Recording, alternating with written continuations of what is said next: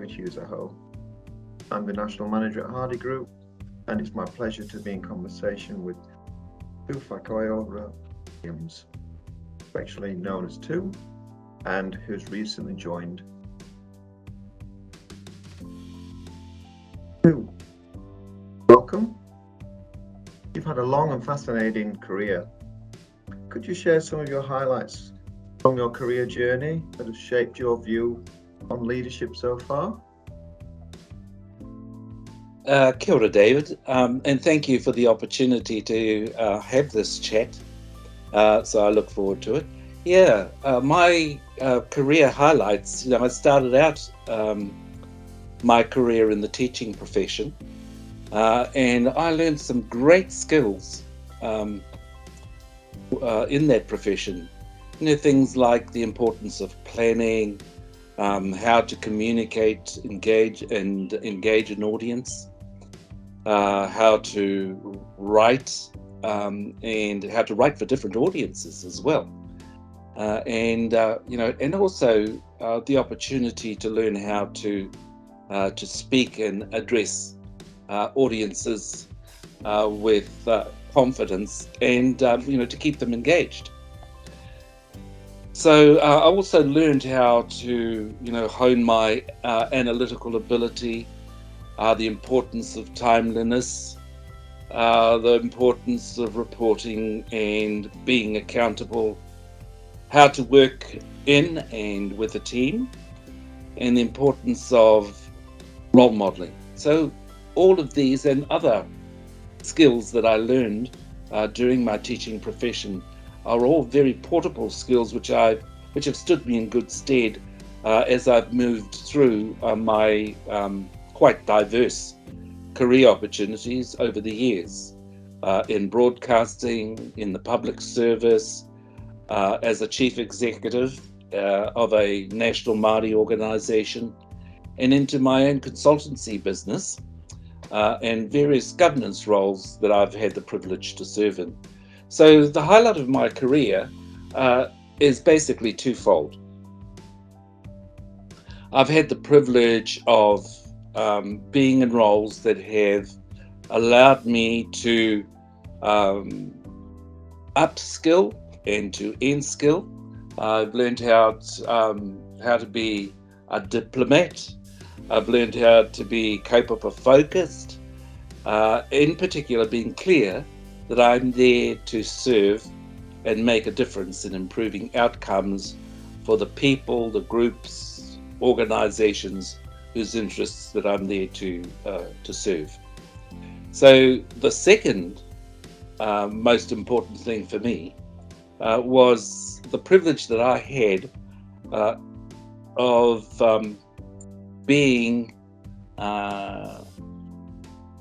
having access to amazing mentorship that I received from iconic Māori leaders, both past and present, and all of this experience shaped my views on leadership and the importance of having strong values, of the importance of trust, integrity, respect, relationships, responsibility.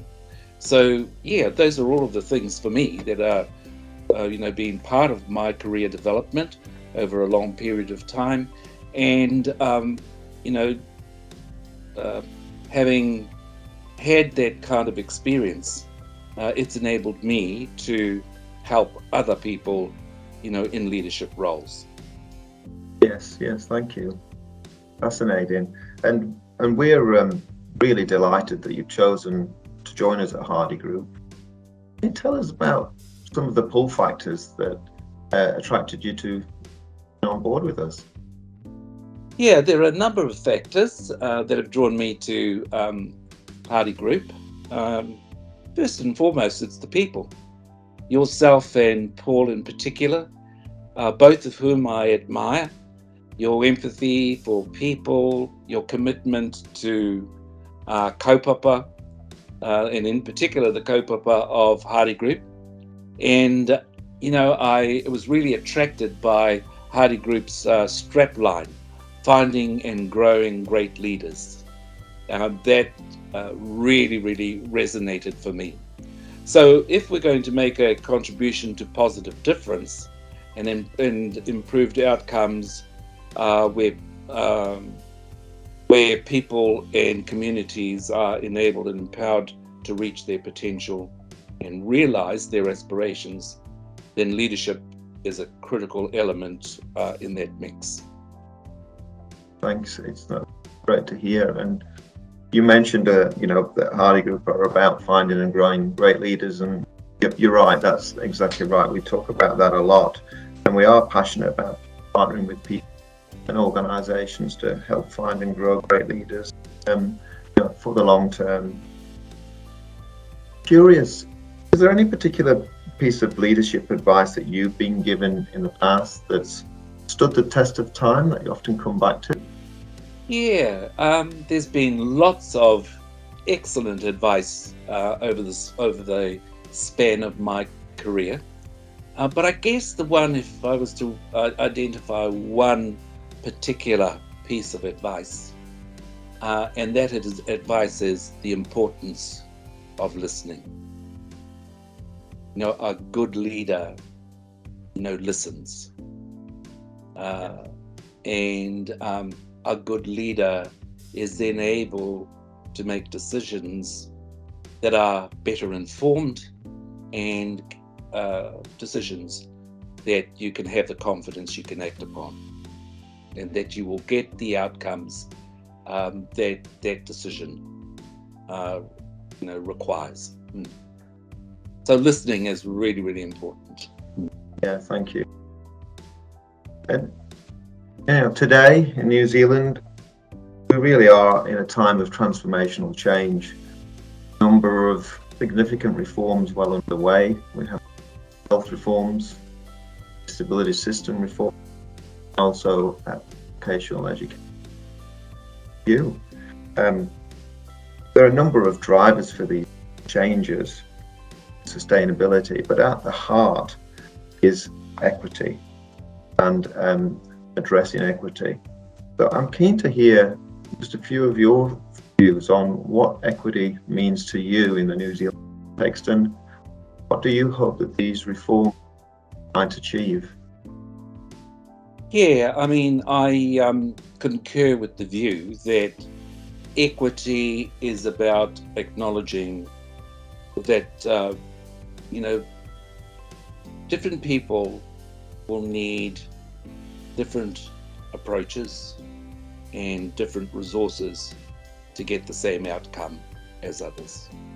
So that, for me, is essentially what equity is all about. Now then, of course, the real challenge is how we actually give effect to that. And you mentioned in your lead into this question the extensive reforms that are going on in Aotearoa New Zealand at the moment, in vocational education, in health, in the reforms of our three waters. Then there was some reforms around local government and the establishment of Māori wards as a recognition of Māori as the treaty partner, and in a governance environment where Māori by and large have been very underrepresented and marginalised over a very long period of time. So all of those reforms that have taken place in the last 2 to 3 years are incredibly important reforms in my view. And those reforms, I believe, open up the opportunity for us to explore and to exercise equity. Now, equity has been on the lips of politicians, leaders, various sectors and organizations. So that's important, that is the case. Of course, now I think we've had the discussions, we've had some of the debate. The challenge now is to how we actually give effect to equity. So that the reform environment, I believe, as I said earlier, provides us with the opportunity to put our lens on what we believe equity to be and our commitment to giving effect to that. So that's kind of, in a generic sense, where my thinking is with regard to that really, really important issue. The other thing for me, if I might just say, is the issue of diversity.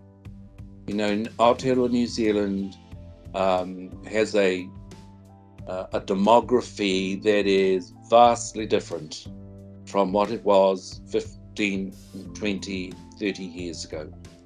And it's really important that in this reform period, that we also think seriously about what we mean by diversity and how we give effect to that. So, those equity and diversity are really, really important issues, and they definitely present us with some challenges, because we're going to have to change our mindset. We're going to have to work on outcome frameworks that are going to be tools that we use to give effect to the application of both equity and diversity. And I think, for Māori, equity has been at the core of those, who in our community, have the greatest need. And so, striking at the heart of the systemic biases and creating ecosystems in health, education, housing, a livable wage, all of that enables and empowers people to realize their potential and aspirations. Kia ora, thank you too. There certainly is a system leadership challenge and opportunity for us to play a small part in giving effect to and successful in these. So look to working with you today and also in the years ahead. I wanted to say thanks so much for joining us and also for sharing your thoughts and insights with us today. You've been incredibly generous with your time and really appreciate it. Kia ora. Kia ora.